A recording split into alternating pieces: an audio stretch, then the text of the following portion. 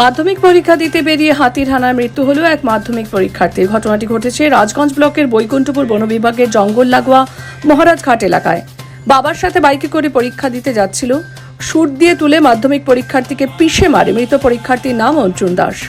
Motor বাইকে করে ছেলেকে নিয়ে মাধ্যমিক পরীক্ষা কেন্দ্রে যাচ্ছিল বিষ্ণু দাস। হঠাৎ করে মোটর বাইকের সামনে চলে আসে হাতি।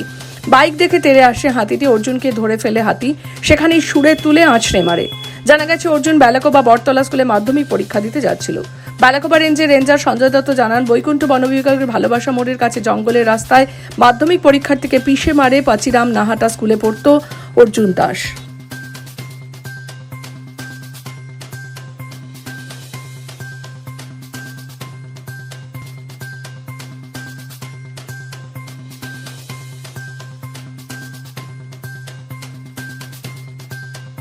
অবস্থায় আমরা হসপিটালে নিয়ে আসি, ডাক্তার মৃত বলে ঘোষণা করি। না, আমরা খুব দুঃখিত বন বিভাগের পক্ষ থেকে। একটা সিট কেবল পাড়া পড়েছিল বটতলা, পাচিরাম না হাঁটা। ব্যবস্থা বলতে সরকারি সাহায্য সবই পাবে। সরকারি সাহায্য 5 লাখ টাকা এবং একজনের চাকরি সেটা পাবে।